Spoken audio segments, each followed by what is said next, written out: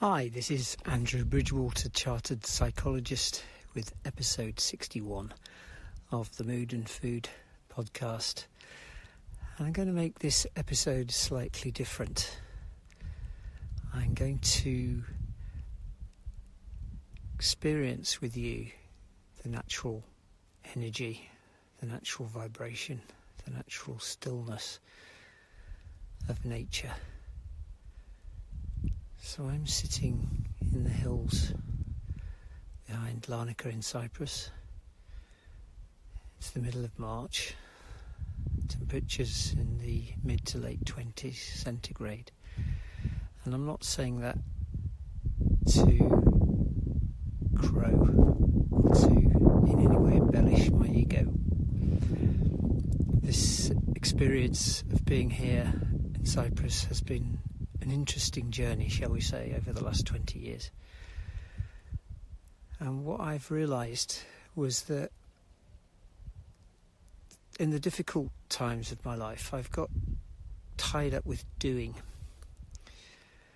And we're human beings. I think there are times in life, particularly when we find ourselves as human doings. We have mortgages to pay, children to bring up, jobs to fulfill, people to impress, in our minds anyway. And what that can create, and certainly did for me, is a sense of I'll be happy when I reach that next goal. And one of the things I was talking about with one of my football mentees the other day, because I work in professional football, working with academy managers who are the ones who develop the young players, and I'm helping them be the best leaders that they can be. And we were talking about toxic goals versus authentic desires, and I think many of us, me too, have become at times in life tied up with toxic goals. That's the I'll be happy when trap. I have the bigger job, the more satisfying relationship, the new car, whatever it is, versus an authentic desire. And the two feel very different in the body. With the realisation of a toxic goal sometimes comes some temporary feelings of happiness, ego-fueled.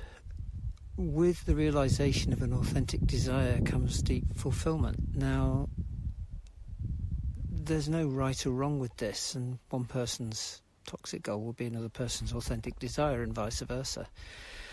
But what I'd like to encourage you to do is to reflect on the distinction. Think back to your own life when you've experienced one or the other, and how did it feel? What was the impact? What was the legacy? And I think legacy is really important.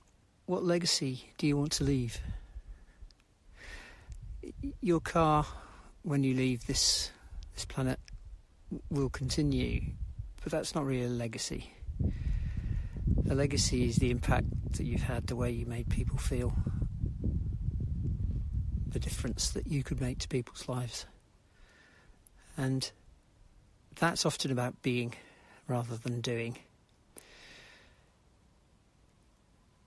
And another thing that we often confuse is about being and doing is when we use them in listening. So there's a lot of emphasis on active listening, listening for information, to build rapport, to be able to repeat back, to encourage somebody to build on what they've just said. I've been on all those courses over the years. Some of them very good and very helpful at times. There's something deeper at play, which is actually about true deep listening, where you're in being, without the ego, without judgment, without thinking about the next point you're going to make or how to counter the point the person just made. And when we do that, what happens is we get into deep presence. And you can hear this bird behind me commenting on the podcast. I don't know what the bird is making of it. But I love the fact that I can just be here creating this without a script. Never know what I'm going to say. But what I want to convey is a sense of peace, because that's what finally I found in life at the age of 63, after a very turbulent last 20 years. And I feel important to pass some of that learning on, and that's the pleasure of some of the work I do, particularly, as I say, in professional football. Also the coaching that I do with people. It's a feeling, dropping into a feeling. It's not about thinking. We're always feeling our thinking, but I'd encourage you to enjoy being, not just doing. See how life begins to be experienced differently. So this was, as I say, I knew it was going to be a different sort of podcast, but I hope in some way it stirred something in you and it's struck a chord. If you have any questions or you'd like to speak to me at all, completely free of charge in the first instance, just reach out to me, andrew@andrewbridgewater.com. And I look forward to speaking to you on the next edition of the Mood and Food podcast. Bye for now.